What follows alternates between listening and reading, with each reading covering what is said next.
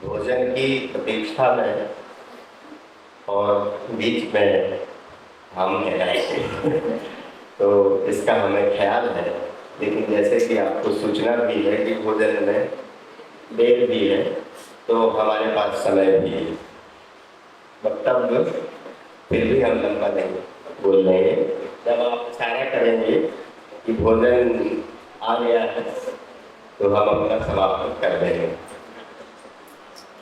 बहरहाल इस सत्र में मौजूद हमारे समय के अत्यंत सुपरिचित आलोचक डॉक्टर जयप्रकाश जी और संचालन कर रहे डॉक्टर प्रभुदयाल वर्मा जी और हाल में बैठे आप सभी, जिस पर आज का एक आयोजन एक आग्रह है ऐसे महत्वपूर्ण कथाकार रमाकांत श्रीवास्तव जी और सभी आमंत्रित जो हमारे अतिथि वक्ता हैं। मैं सभी का नाम नहीं ले पा रहा हूँ, लेकिन बातचीत शुरू करने के पहले मैं बहुत आभार व्यक्त करना चाहता हूँ साहित्य अकादमी संस्कृति परिषद छत्तीसगढ़ का और उसके निदेशक ईश्वर सिंह दोस्त जी का कि उन्होंने इस महत्वपूर्ण आयोजन में मुझे आमंत्रित किया और उसका हिस्सा बनाया। मैं पुनः उनका आभारी हूँ, धन्यवाद देता हूँ। बहुत कुछ चर्चा सुबह से जब से शुरू हुआ उद्घाटन सत्र तब से अब तक कुछ कहानियों पर हुई है। बहुत से संदर्भ कहानियों के द्वारा आपको विदित हो चुके हैं। रमाकांत श्रीवास्तव जी की पहली बात तो मैं ये कहना चाहूँगा कि भले ही उनको शुरुआत में कहा कि वो नई कहानी के समय से कहानियाँ लिख रहे हैं, बिल्कुल ठीक है। अगर उनका लेखन का समय देखा जाए तो वो वहाँ से है, लेकिन वहाँ से जो खास बात वो ग्रहण करते हैं जो मुझे लगता है, क्योंकि मैं उन्हें केवल नई कहानी के साठोत्तरी दौर के कहानीकार के रूप में सीमित नहीं करना चाहता, क्योंकि वो लगातार लिख रहे हैं तब से लेकर अब तक। व्यंग की एक चेतना, व्यंग का एक संस्कार, उसका एक सृजनात्मक कौशल नई कहानी के दौर से उन्होंने कुछ ग्रहण किया होगा, खासतौर से हरिशंकर परसाई जी के हाथ। और फिर जिस तरह से वो विस्तृत होता है साठोत्तरी दौर में, और फिर वो हमारा एक समकालीन समय है। और समकालीन की अवधारणा ही थोड़ा संकट पैदा करती है कि हम कहाँ से शुरू करें और कहाँ तक माने। ऐसे समकालीन समय को हम अगर आपातकाल के समय से माने, उत्तर आपातकाल से लेके, तो एक समकालीन वो है।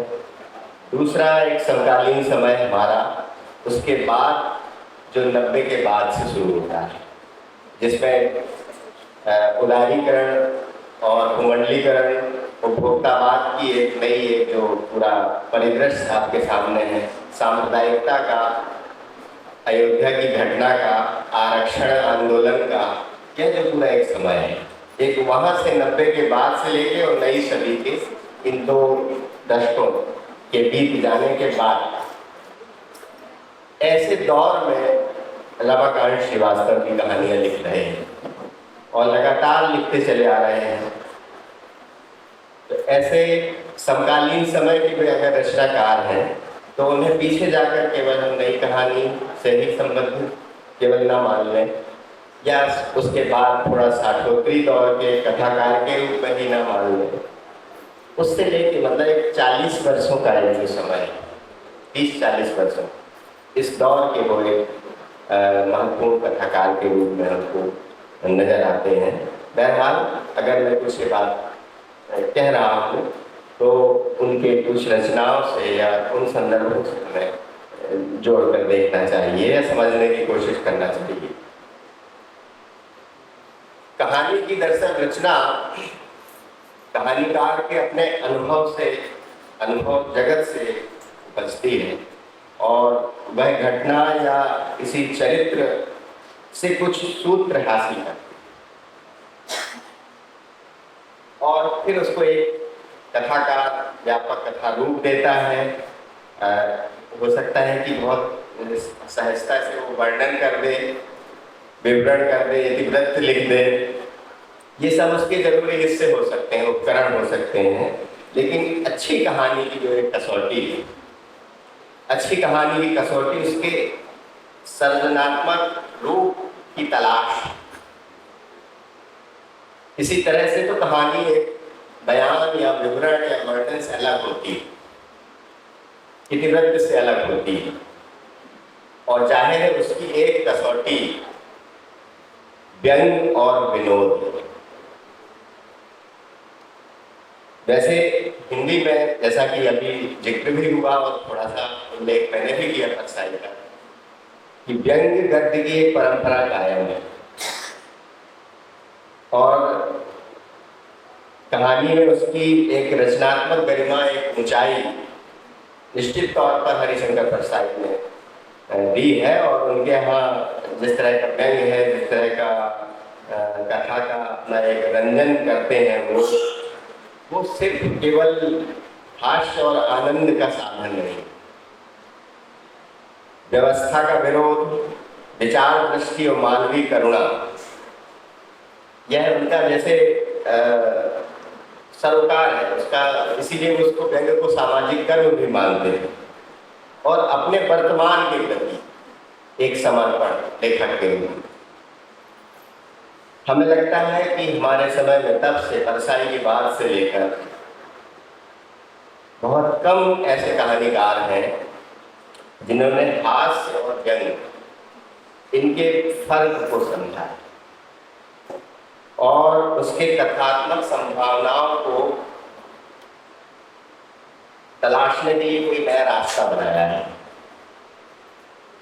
साठोकरी पीढ़ी के कथाकार के रूप में रमाकांत जी का नाम लिया गया। वो उस दौर से और उसके बाद थोड़ा सा और आगे करेंगे, उनमें से एक ऐसे प्रमुख कहानीकार के रूप में हैं जिन्होंने यह कोशिश की हास्य और व्यंग के फर्क को अलग किया है। बहुत से संग्रह हैं, बहुत से उनके नाम लिए गए, उनमें भी तमाम कहानियां हैं। और जो हमें मालूम है, लगभग मध्यांतर, स्याही सोखते, खानदान में पहली बार, बेटे को क्या बताओ, गौरी कुल का शहर, खाने के नगाड़े आदि आदि। मैं बहुत डिटेल में नहीं जाऊंगा, लेकिन कुछ सूत्र से बातें रखता चलूँगा उन कहानियों के संदर्भ में। और इन जो कथाकार के लेखन के 5 दशक हैं मोटे मोटे तौर पर, जो अलग अलग समयों पर भी उन्होंने कहानियाँ लिखी हैं, लेकिन एक लेखक की जो एक दृष्टि, एक जो प्रतिबद्धता है अपने समय और उसके सरोकारों के प्रति, वो खास ध्यान देने वाली बात है। कहानीकार अपने आसपास के जो व्यक्ति हैं, लोग हैं और घटनाएं भी हैं, उनको बहुत स्वाभाविकता से देखते हैं, बिल्कुल स्वाभाविक नजर आती हैं। लेकिन कौन सी घटना, कौन से व्यक्ति में कहानी का हिस्सा बनने की संभावना है, और थोड़ा सा एक नाटकीय वातावरण, जो कि कहानीकार का अपना हक भी है, क्योंकि वह यथार्थ को सीधे उठाकर कहानी में नहीं ले आता, कहानी बनाता है। तो वो नाटकीय वातावरण भी कहानीकार थोड़ा सा निर्मित करते हैं, और इसी तारतम्य में वो समय और समाज की जो दिशा है, रुख है, कहाँ जा रहा है, उसका संधान करते हुए चलते हैं, उसकी तलाश करते हुए चलते हैं।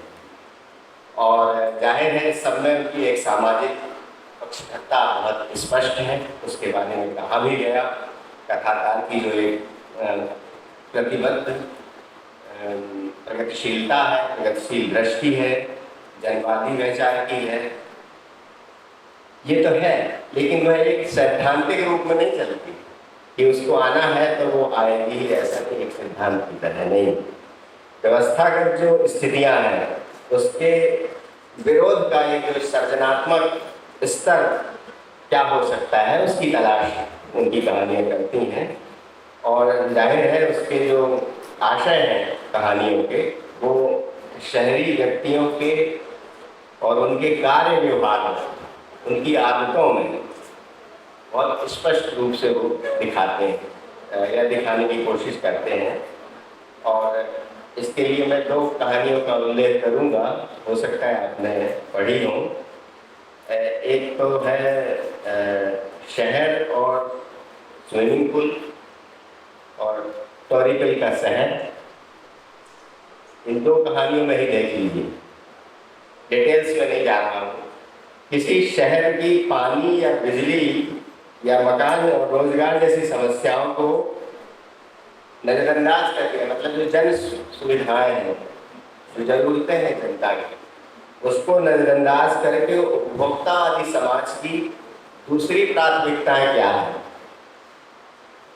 वो कहानीकार लक्षित करता है या उसको पकड़ने की कोशिश करता है।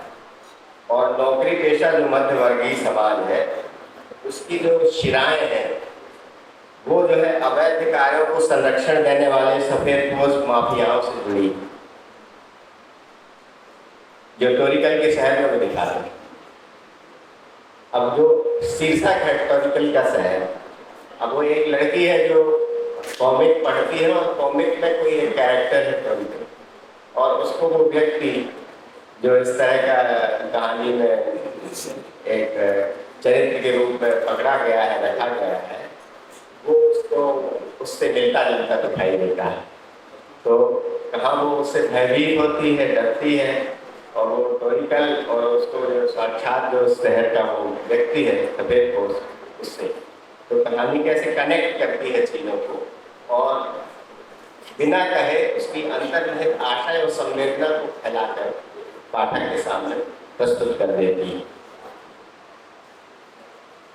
शहर और स्विमिंग पूल कहानी में भी जो सामाजिक सांस्कृतिक उद्घाटनों का एक जो संचालन करने वाले हैं, उनको जो अनुभव होता है कि किस तरह से जो चीज़ें हैं वो कैसे जो कहा जा रहा है उसके ठीक उल्टी होती हैं, विपरीत होती हैं, तो उनका उस चीज़ें से मोह भंग हो जाता है।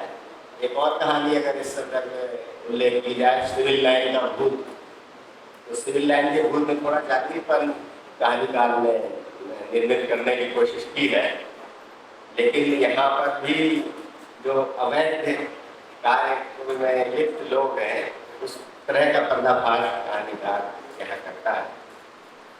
तो मिलाकर जो इस तरह की जो कहानियाँ हैं, जिसमें जो सरकारी नुमाइंदे हैं, सरकारी काम का नौकरी पेशा वर्ग से जुड़े हुए हैं, भ्रष्टाचार से जो धन कमाया है और उसका जो कुछ अंश धार्मिक कार्यों में लगाकर उसका जो एक तरह से पाप मुक्ति का रास्ता जो ढूंढना चाहते हैं, और अपने जो अनैतिक या अवैध कार्य है उसको वैध करार करना चाहें, इस तरह का जो एक नौकरी पेशा मध्यवर्गीय शहरी समाज है, उसके ऊपर खास तौर से ये कहानियाँ जो अपना एक प्रतिरोध दर्ज करती हैं। एक तरह से कहानीकार इस अनैतिक का प्रतिरोध अंतर्निहित करता है इन कहानियों में।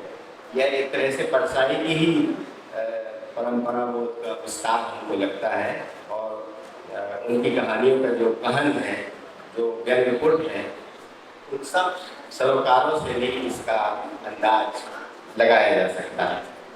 दूसरा जो एक पक्ष जो हमें रमाकांत श्रीवास्तव जी की कहानियों में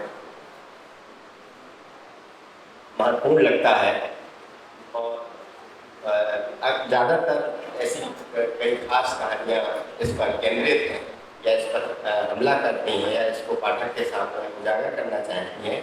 धर्म और पूंजी का जो एक मेल हमारे समय में हुआ है, धर्म और पूंजी का जो एक गठजोड़ जो हुआ है, और उस तरह के मेल से कैसी कैसी स्थितियाँ समाज में पैदा हो रही हैं, और सारा मध्य वर्ग, सारा पढ़ा लिखा वर्ग उसमें जैसे शामिल है।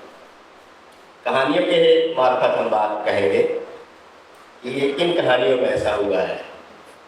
साहब, बीवी और बाबा जी एक कहानी है, मिशन PRT जैसी एक कहानी है, संधि विग्रह मित्र लाभ कथा, इस कहानी में इनमें आप देखिए कि धर्म का व्यावसायीकरण कैसे हो रहा है, धर्म का पूंजी से मेल कैसे हो रहा है, और उसकी दिशा, मतलब धर्म भी अपने मूल सरोकारों से वो है, और लेकिन आज का एक जो स्वार्थ और अपने उपभोग का जो एक जरिया है, उसमें दोनों का मेल भी हो गया है। यह सब जगह चल रहा है, और बेखबर इससे हम उसको ही एक नई जीवन शैली की तरह सेलिब्रेट कर रहे हैं। शहरों में देख लीजिए, हर शहर में आपको इस तरह का माहौल दिख जाएगा। तो इस पर बड़ी गंभीरता से यह जो एक विचारणीय मुद्दा है हमारे समय का, ये कहानीकार अपनी कई इन सब कहानियों में कहीं ना किसी तरह, जिसमें ज्योतिष का कर्मकांड व्यापार है, जिसमें प्रवचन देने वाले बाबाओं का व्यापार है, ये सब चीज़ें हैं। हम इन कहानियों की डिटेल में नहीं जा रहे हैं, इनको आप पढ़ेंगे या पढ़ी होंगी तो आप मेरे संदर्भ को समझ रहे होंगे, क्योंकि उतना समय भी हमको बचा के चलना है कि हम अपनी दूसरी बात भी कह सकें।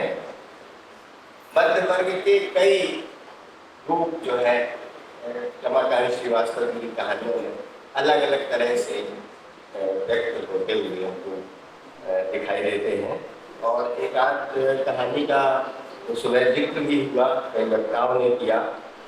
उनकी दहशत और हार्ट डांस जैसी कहानी में प्रोफेसर वर्मा के रूप में आप देख लीजिए कि वो कैसे मध्यवर्गीय चरित्र हैं, जो उनकी एक जो कथित वैचारिक बेचैनी है, और उसके साथ वो एक सुविधाभोगी व्यक्ति भी, यह जो विचित्रतापन या दोहरापन जो चरित्र का है मध्य वर्ग। एक तरफ माया कैलेंडर की भविष्यवाणी और पर्यावरण विनाश की खबरों की दहशत फैलाता हुआ मीडिया का बाजार है, और दूसरी तरफ हार्ट डांस की सीडी और फिल्म की मनोरंजन भी है उन दहशत से उबरने के लिए। तो सब चीज़ें मतलब एक तरह का कॉकटेल समय जिसमें सब कुछ, और उसमें प्रोफेसर वर्मा की जो वैचारिक संवेदनाएं हैं वे कितनी स्थिर हैं, कितनी क्रियात्मक बची हैं, यह एक प्रश्न है। बाकी चीज़ कहानी आपको बताएगी कि आज यह जो भोक्तावादी समाज है उसका एक नमूना एक कैरेक्टर से रखा गया है, और हमारा जो शहरी कस्बाई समय बदला है, या जो उसका जो एक बदलता हुआ रूप है, जिसका समकालीन समय जहाँ से हम रुचियों और जरूरतों को बड़े बेतरतीब ढंग से या कह दीजिए कि उसके लिए कोई अचानक एक शब्द नहीं आता है, एक लिप्सा में एक तरह का ऐसा उफान आया है, उन्माद आया है कि बदला है। इस तरह से कई दिशाओं में बदला है, और बाजारवाद ने अपनी पूरी ताकत से, पूरी शक्ति से पूरे मध्य वर्ग को अपनी ओर, पूंजीवाद की ओर मोड़ लिया है, रुख उसका कर दिया है। तो भूमंडलीकरण को अगर कुछ लोग अमेरिकीकरण कहते हैं, तो इसमें हमें नहीं लगता कि कोई बेजा है बात है, पर कहानीकार रमाकांत श्रीवास्तव अपनी जो एक देशज अस्मिता की पक्षधरता है, वो अमेरिकी राष्ट्रपति और तेलगी बादशाह नामक कहानी में आप देख सकते हैं, और अमेरिकी राष्ट्रपति के नाम लिखे गए पत्र का तो एक बहाना है, तो एक शिल्प है कहानी कहने के लिए तरीका ढूंढती है, पद्धति ढूंढती है, शिल्प ढूंढती है, तभी वो कहानी बनती है। तो तेलगी बादशाह के जरिए जो व्यक्त हुआ है उस पत्र के द्वारा, वह एक प्रतिरोधी मूल्य ज़्यादा महत्वपूर्ण है, और उसमें आप इस पूरे समय का प्रतिरोध भी ध्वनित होता हुआ देख सकते। कई कहानियां हैं जिसका हम और भी संदर्भ ले सकते हैं। सांप्रदायिकता का प्रतिरोध आज की हिंदी कहानी के लिए, समकालीन हिंदी कहानी के लिए एक अहम विषय है। सैकड़ों कहानियां लिखी गई, वह एक अहम सवाल भी है। हो सकता है कि रमाकांत श्रीवास्तव की कहानियाँ जितनी मेरे संज्ञान में है, उनमें बहुत ज़्यादा ऐसी कहानियाँ ना हो सांप्रदायिक पीरियड की, लेकिन कुछ एक है और उनको पूरे परिदृश्य के साथ भी रखा जा सकता है। और उसमें से एक कहानी लगती है पंडित और ड्रीम गर्ल। और इस कहानी में सांप्रदायिकता के जमीनी प्रभाव को, जमीनी असर को देखने की कहानी का कोशिश करता है, और जिसमें हिंदू मुस्लिम दो मित्र, दो दोस्त बीच में आए, मतलब इसमें हिंदू मुस्लिम के बीच में जो एक फासला पैदा हुआ है, और जिसका कारण जाहिर है कि 90 के बाद जो घटना हुई है, जिस तरह से जो माहौल बदला है, वो उसकी मूल वजह है। और उस सामुदायिकवाद ने, उस तनाव ने जो हमारी साझा संस्कृति पर हमला किया है, और उस हमले की या उसकी शिनाख्त करने की जो कहानियाँ निकली हैं, उनमें हमें लगता है कि पंडित और ड्रीम गर्ल्स कहानी को भी रखा जाना चाहिए। जब आज के दौर में रमाकांत की कहानियाँ लिख रहे हैं, हमारे समय में, जब ये 90 के बाद का समय विमर्शों का भी समय है, जब कई पत्रिकाओं, हंस जैसी पत्रिकाओं के माध्यम से हमारे समय में बहुत से विमर्श शुरू हुए, और जाहिर है कि उनकी एक सहमति और असहमति दोनों ही साहित्य जगत में बनी हुई है, लेकिन एक बहुत जेन्युइन और ज़रूरी मुद्दा है जल जंगल और ज़मीन का, आदिवासी विमर्श का, और उस पर हिंदी में कहानियाँ लिखी जा रही हैं। हो सकता है कि अपेक्षाकृत स्त्री चेतना और दलित चेतना की कहानियों के मुकाबले कुछ कम हो, लेकिन वह मुद्दा भी कहानियों में पूरी अपनी शक्ति से स्थान बनाने की कोशिश कर रहा है।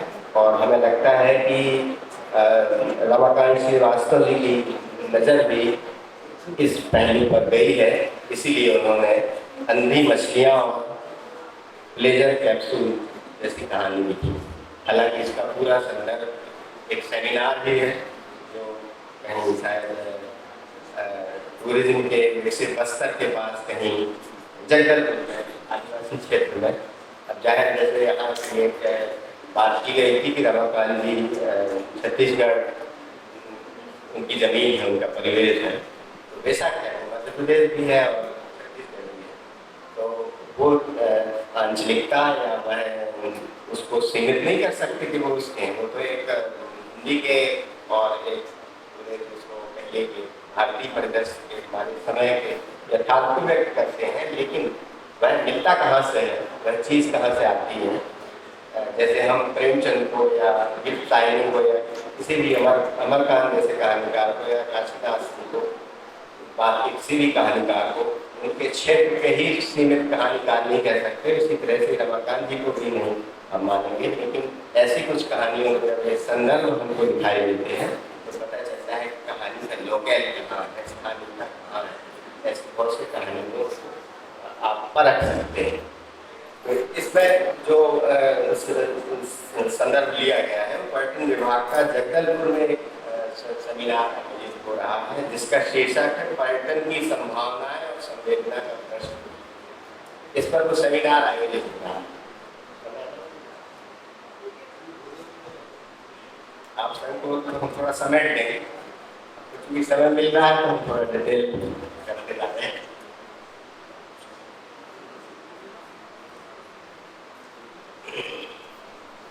तो इसमें जो आयोजन में और आयोजन में जो होना है, जो चर्चा होना है, उसमें कितनी भाग है, और यही कहानी कहना चाहती है। सारी उसकी तामझाम, सारे आयोजन का जो संदर्भ है वो कहानी में बना दिया गया है कि किस तरह से विचार विमर्श होता है, सरकारी कर्मकांड होते हैं और वो रस्म अदायगी होती है, लेकिन उनके एजेंडे में आदिवासी जीवन के वे संगत और जरूरी सवाल है या नहीं, वो अदृश्य है, वो पीछे है। और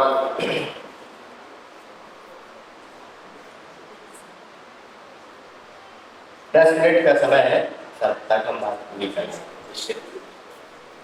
और इसके बावजूद भी आपको लगे कि मैं कुछ अतिरिक्त ज़्यादा ले रहा हूँ तो तुरंत ही खत्म कर सकता हूँ।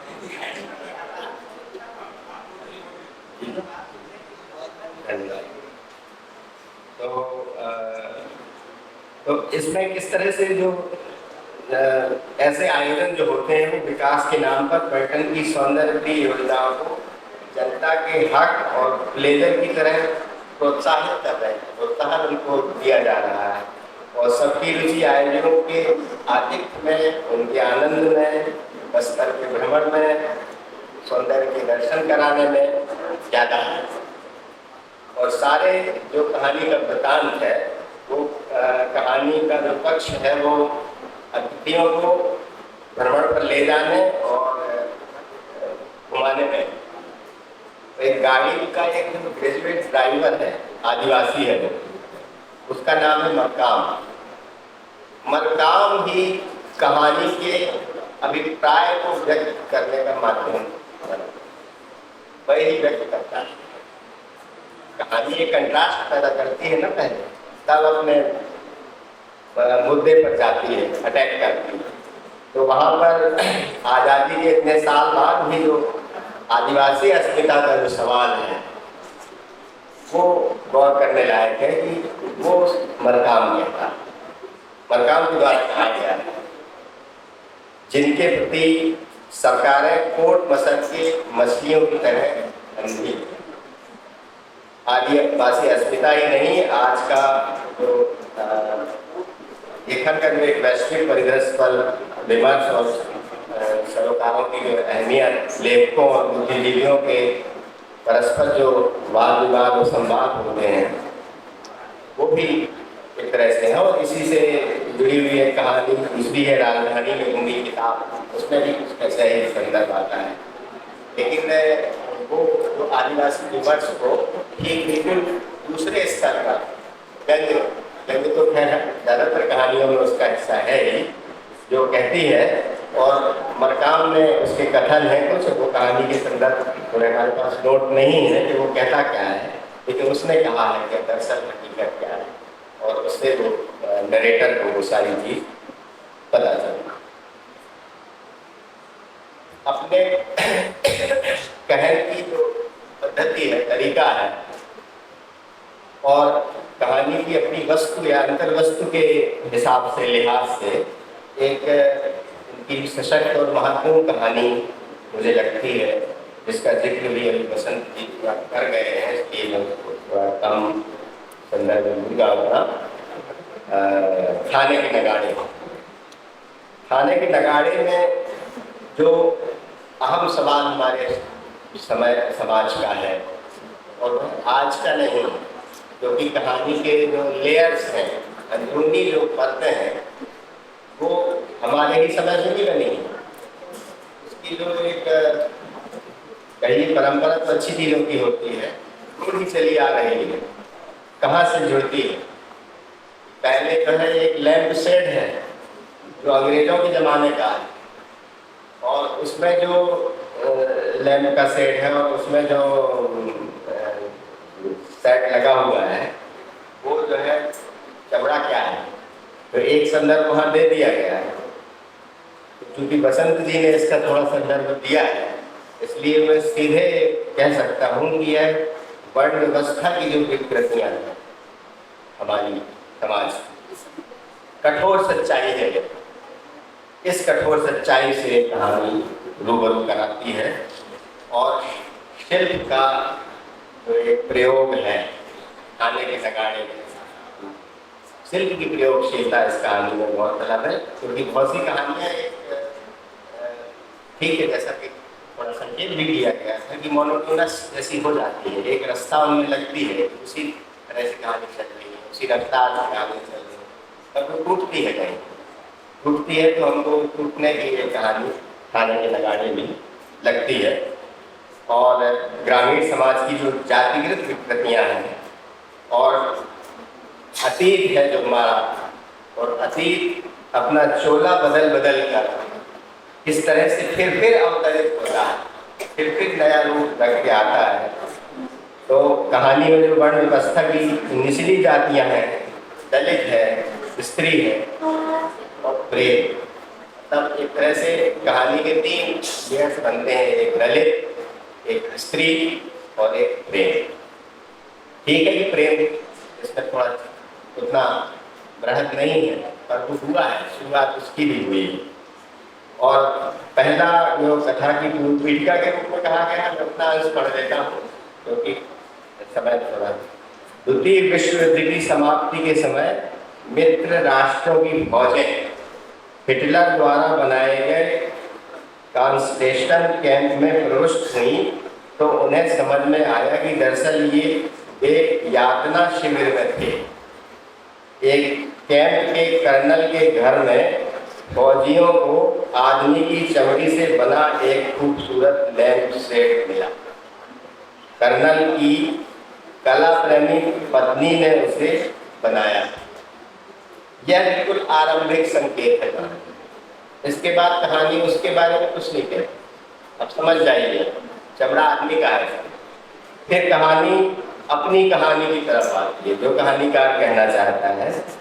और फिर वो बहुमारा गांव है जहाँ में बहू को मार दिया गया है, एक परिवार का है। वह एक रहस्य है, अपराध कथा की तरह, लेकिन वह दरअसल एक सच्ची कथा थी। कुएं में संगाता है, गिरा देता, वो सारी चीजें। और उस गांव का नाम बहुमारा क्यों पड़ा, इसकी तलाश जैसे कहानी करती हुई चलती है। और फिर एक मंगल मूर्ति शर्मा है कैरेक्टर जो कहानी में आते हैं, प्रविष्ट होते हैं, वो थानेदार। और थानेदार के बारे में कहानीकार ने लिखा है, तो मैं इस संदर्भ को पढ़ देता हूँ, तो फिर ज़्यादा हमें अपनी ओर से नहीं कहना पड़ेगा। इंस्पेक्टर शर्मा यूं तो प्रचलित कैलेंडर के हिसाब से 21वीं सदी के 5वें वर्ष में महीने की 8वीं तारीख को बहुमारा थाने का चार्ज लेने आए, लेकिन उन्हें देखकर लोगों को लगा कि वे 4वीं या 5वीं सदी के किसी पुराण के पन्नों से निकल आ रहे। कड़कड़ाती वर्दी में कसे बसे जब चलते तो लगता दुर्योधन की सेना कोई सीधा नायक कुरुक्षेत्र से चला आ रहा है। तो अब इसका संदर्भ और इसकी पुत्री का, लड़की का जो बांसुरी वादक है जिसका बसंती संदर्भ बता चुके हैं, प्रेम प्रसंग है। और उसको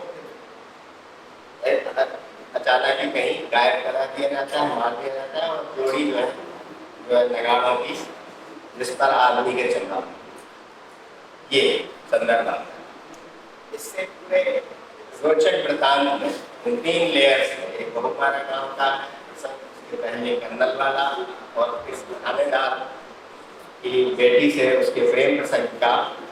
ये सबसे जो वर्ण व्यवस्था की जाति व्यक्तियों की जो जमीनी हकीकत है आज, क्योंकि कहानी में दर्ज किया गया है, कब आ रहे हैं 20वीं सदी के 5वें वर्ष। तो आज भी वे वैसी ही उठाकर खड़ी हुई हैं।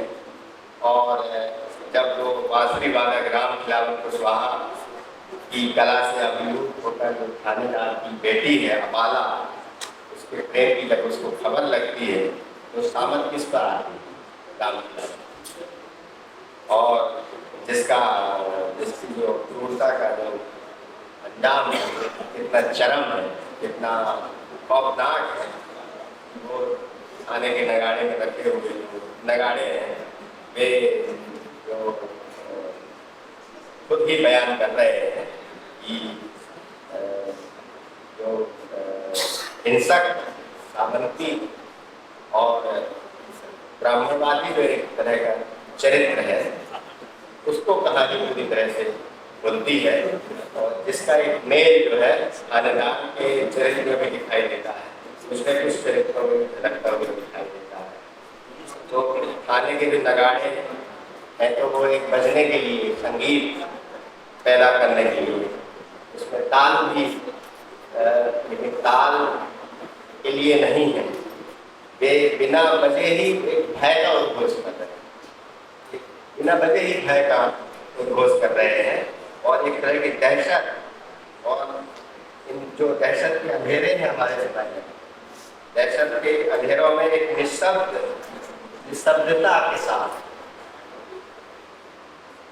सत्ता, सामंतवाद और मनुवाद की क्रूरताओं का एक हिंसक अट्टहास निस्तब्ध कर रहे हैं। ये कहानी मतलब इसको बहुत तीनों लेयर से पढ़ा जाए, हमें लगता है कि हमारे समय पर बड़ी गहरी प्रतिक्रिया वो कहानी व्यक्त करती है। दूसरी कुछ कहानियों का जिक्र चूंकि हो चुका है, मैं उनके डिटेल्स में नहीं जाऊंगा, क्योंकि मध्यवर्गीय परिवेश की जितनी विविधता और बहुलता उनकी कथा वस्तु में, कहानी वस्तु में है, उसको कहीं हम थोड़ी सी सीमांकित भी नहीं कर सकते। बस इतना ही है, इतना ही उन्होंने लिखा है। उस्ताद के सुर में बेटे को क्या बदलाव हुए, दूसरा संदर्भ भी जाता है। शताब्दी प्रवेश जैसी कहानियाँ तो बिल्कुल अलग संवेदनात्मक प्रारंभ पर रची गई हैं और उसमें बहुत से अलग अलग तरह के संदर्भ आते हैं। और तब कहानीकार का एक जो सौंदर्य बोध है, सुरुचि बोध है कहानी बनाने के, वो स्थिर नहीं है, वो लगातार बदल भी रहा है, हमारे समय के साथ बदल भी रहा है। और कहानी के धरातल में वो अलग अलग तरह से मौजूद सवाल उठाते हैं और या तो उसको किसी एक विमर्श या बात में सीमित कर दिए कि इसी प्रेरणा से ही कहानी लिखी जा रही है, इसी कारण से कहानी लिखी जा रही है और इसीलिए तो चैंपियन जैसी कहानी लिख पाते हैं, जिसका जिक्र किया गया। मैं भी उसका थोड़ा संदर्भ लेना चाहता हूँ, डिटेल में नहीं जाऊँगा, इसलिए लेना चाहता हूँ कि कहानियों के खेल तो बहुत होते हैं, सिर्फ के जादुई बनके, जादुई खाते, फैंटेसी के तमाम वो कहानी का काम ही है करना, तभी कहानी अच्छी बनती है। लेकिन खेल की विषय वस्तु पर कहानी अगर हमें लगता है कि लिखी गई है तो हमारी जानकारी में नहीं है, बहुत कम होंगी। तो एक तो ऐसा विषय कहानीकार ने चुना, अंतर्राष्ट्रीय खेल प्रतियोगिताओं में भारत की जो एक निराशाजनक स्थिति के चलते कहानी क्रिकेट के क्रेज के आगे अन्य जो देशज खेल स्पर्धाएं हैं, प्रतियोगिताएं हैं, उनकी उपेक्षा प्रेक्षण और भारत में ग्रामीण जीवन में न जाने कितनी ऐसी गुमनाम प्रतिभाएं हैं जिनको अगर समय पर संरक्षण मिलता, सुविधाएं मिलती तो वो किसी से कम नहीं। और जो चैंपियन बनता है वो संदर्भ आपको बता ही दिया गया कि चर्चा में आया है। तो जब उसको टीवी का पत्रकार इंटरव्यू ले रहा है और उसको चैंपियन कहता है तो कहता है कि नहीं, असली चैंपियन मैं नहीं, चैंपियन वो है जो पढ़ाई छोड़कर खेती बाड़ी करने लगा है, जोतने लगा है, उसको मैं कभी चैलेंज नहीं करता स्पर्धा में, दौड़ में, वो है असली गुरु, चैंपियन तो वो है। तो कहानी इस मर्म को कैसे पकड़ती है तो पूरा एक रोचक परिदृश्य है और कहानीकार उस रोचकता के साथ यानी वो विनोद के साथ उसको करने में बहुत कुशल है, वो इस कहानी में भी हुआ है। और ऐसे दुर्लभ जो दूसरे जो विषय हैं वो भी वो शामिल करते हैं। इधर की जो उनकी कहानी है पहल में पढ़ी भी हो सकता है जैसी कहानी है, नया ज्ञानोदय में एक बात नहीं मरा रामदास जैसी वो कहानियाँ लिखते हैं। इसमें हमें लगता है कि कहानीकार अपनी जो एक प्रचलित प्रविधि है उससे थोड़ा अलग होकर जादुईपन की, बस मैं 5 मिनट में अपनी बात कर दूँ।